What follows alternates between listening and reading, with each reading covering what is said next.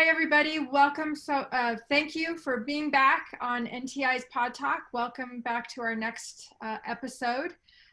This is our interview platform where we talk to students, grads, staff, other people who have interesting things to say.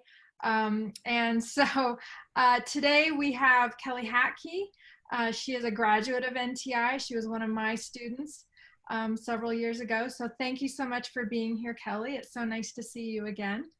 You too, Diane. Yeah, thanks. We'll just jump right in. Can you, first of all, when did you graduate from NTI? I graduated in 2018. Okay, good. So can you just talk about what attracted you to NTI as a school? Why did you choose us? Did you look around at other schools, and what made you choose NTI? I did look around at other schools. Back in the day when I was an undergrad student, I was actually a nutrition dietetics major. And I did that for 3 years. I did an internship and it was in a hospital and I didn't enjoy it. I changed my major at that time, and looking back, I have mixed feelings about that. But I've had the love of nutrition for so long, and the fascination with it. But having that dietetics experience in the coursework, looking at it from today's perspective, when I was looking at going back to school, I no longer felt like they were as open and on the cutting edge of science, and what was really being talked about today. So I began looking at other options, and NTI had all of that, and especially its strong emphasis in the science behind things is what led me to choose them. Yeah, good. I think that is an experience that people have had. Either, like you say, they've started out in a dietetics program, or they were looking into a dietetics program and they just felt like it didn't resonate with them, mm-hmm. and their concept of a more holistic approach. So, yeah. Okay, good. So since you graduated, have you taken the NTI Board Exam, or have you considered taking it?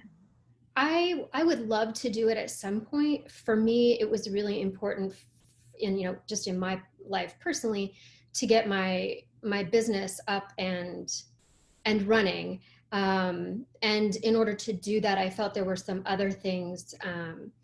For example, I took learning how to run a small business. I took a 10-week course through the Boulder Small Business Development Center that profoundly helped with that. And so to springboard my business, I felt like right now that's what I needed to do. And then, hopefully at some point I can go back and do that. Yeah. And it's not required to practice as a nutritionist. It's just something that we always encourage our graduates to do because it does help add to that credibility. But I always want to make it clear to all of our students that it's not required in order to practice. So that is not a concern. All right. So how have you been using your certification since graduating? What have you been doing? Well, I started my own business, which was kind of what I knew I wanted to do all along, or at least what I thought. And it kind of sprung out of, the direction that I took out of my real passions and interests that I developed while in school. And then during the internship program in school, I had the opportunity to intern with a triple board certified physician in functional medicine, who just so happened to also, she does a lot of, hormone work, which is my area of passion. And so after I finished my internship, I asked if I could just, stay with her to keep learning. And she asked me to just kind of, we're our own businesses, but we practice together. So I've been doing that with her, and there's also a therapist that's in that practice and an esthetician. And then I have another office in Boulder, and I work with there's 2 acupuncturists and a chiropractor in that office. That's great. So then the progression from being newly graduated to where you are now sort of was an outcome of your internship then? Yes, and the area of interests that I had developed, for sure. Yeah. Okay. So back to being a student and being at NTI, can you think of any skills or particular topics that you learned at NTI that continue to be things that you rely on today in your practice? Yeah, this question, thinking about it, you had a big impact on me. I can remember sitting in nutrients, which was like the first real meat. Like there was biochem and anatomy, which were great and are, fundamental, but your first like dip into actual nutrition comes in nutrients. And I can remember you having such a depth in your ability to explain the why behind things. And you said at one point, you should be able, if you don't know if you know this, you need to go home, either stand in the mirror or talk to people in your household and explain it to them. And if you can do that, then you know it. And so I've really made it a focus that I need to be able to back up my statements by explaining the why behind it. Yeah. Yeah. I fully believe that that is the best way to be a student. And then to be able to take what you're learning out, to be able to share it with others and work with clients. So I'm glad that I had that impact on you. So thanks for saying that. So speaking of being a student, and kind of along these lines, students, our program is rigorous. It's intense. There's a lot to learn, as you say. It's a lot of science. Students are feeling overwhelmed. Do you have any advice about that feeling of overwhelm and how to sort of fluff it up and make it not so impactful in their lives and create such stress? I think what's really important, because while you're in school, there's so much there's so much stress that you put on yourself as, I've got to do this, I've got to get through it, I've got to figure out how I'm going to use this out in the world, that you forget about enjoying the moment, enjoying the actual process of being a student, because NTI is, at least for me, was such an enjoyable experience. I love to learn. And it's really important that you just take that time, soak it all in, and, make it what you can. And then in addition to that, never, ever, ever be afraid to ask for help. Every teacher, every instructor that I had there was more than willing to go out of their way and take time to explain something to me if I didn't get it, or, help me out in my, with whatever my specific need was. And then taking that into moving forward into whatever, way you use that in your area of practice, continue to ask for help from other practitioners, no matter whether they're a nutritionist, a physician, an acupuncturist. The community is really a strong support. Great. Good. Nice. Well, so let's move into what you do to support your own health now. Do you have any favorite foods or nutrients that you make sure to eat or take every single day because it supports your daily function? Sure. Again, you back in nutrients, that's where I developed my love affair with fats. And really, in the avocado in particular has a place in my heart. So that's surely a staple in my diet. But healthy fats in general, just and olive oil in particular. I have to be very intentional about protein because I lend towards veggies. I love veggies and nuts. And so I have to be really protein focused to make sure that I'm getting, my meats and seafoods and things in my diet. Yeah, yeah. What about any kind of meal routine? Do you have a schedule? Like, I like to eat by this time because it helps support my energy, or any of those kinds of, not restrictions, but time frames? Right. No, one thing that I've learned to be not super strict about is the bio-individuality that everybody has, and what's right for one is not another. And I know for me personally, eating right when I get up it does not make me feel good. I think maybe I'm a slow detoxifier or something, but I need that time in the morning. So if you want to say it's like natural intermittent fasting, but I tend to go a lengthier time down, in the morning. And then when I do break it, it's with, some bone broth, or I'm a chai junkie, so may have a chai.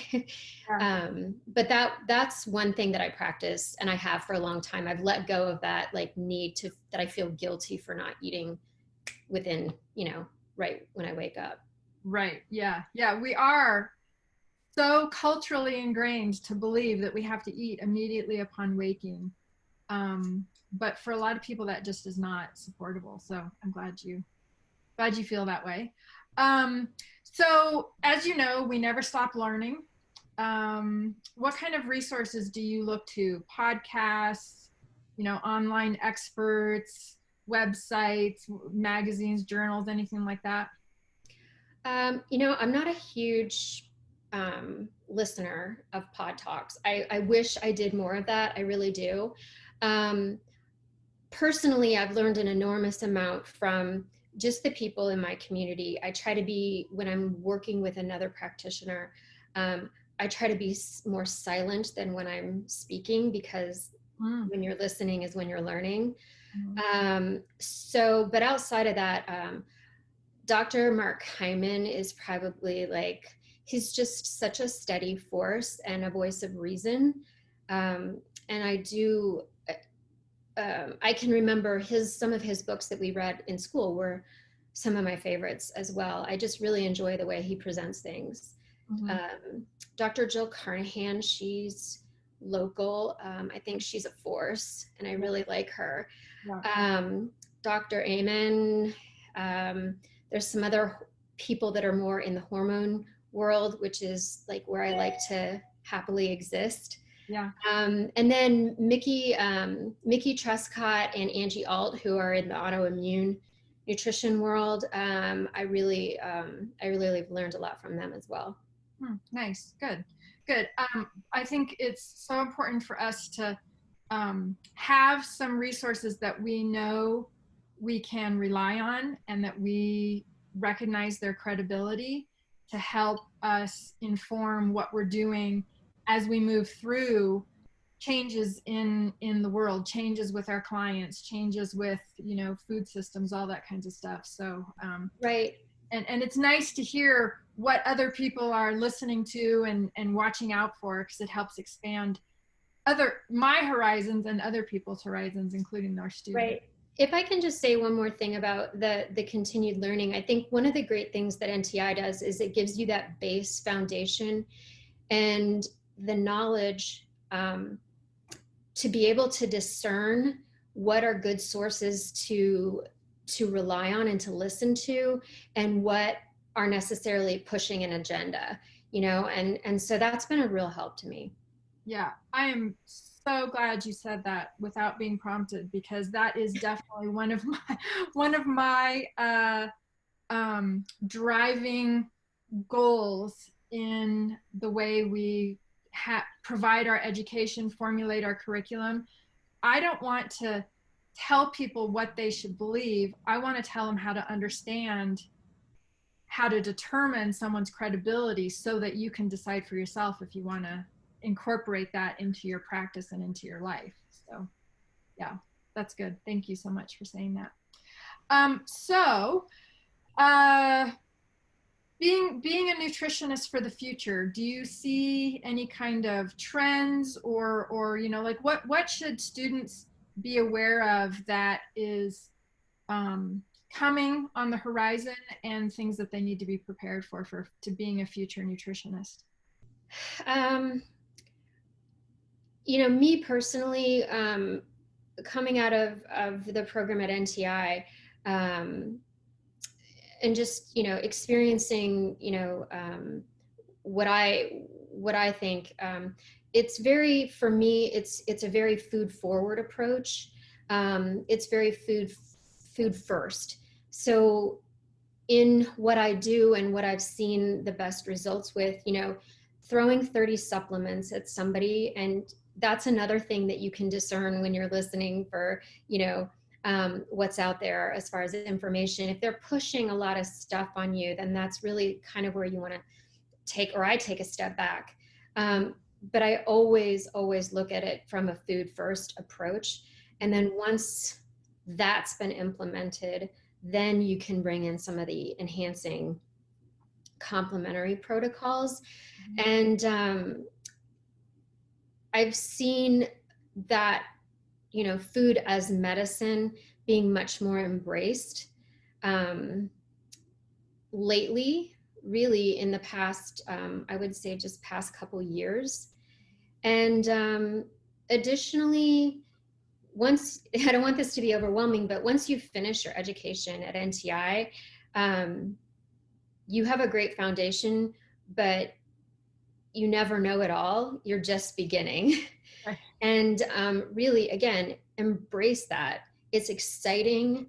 It's constantly changing and evolving. And it's just so much fun. Mm-hmm. Great. Good. Well, thank you so much. That was our last question. You had some great pieces of advice, lots of uplifting things for students and prospective students to think about. So thank you so much for taking time out of your day to be with us. I really appreciate it. Thank you, Diane. All right. Okay. Bye.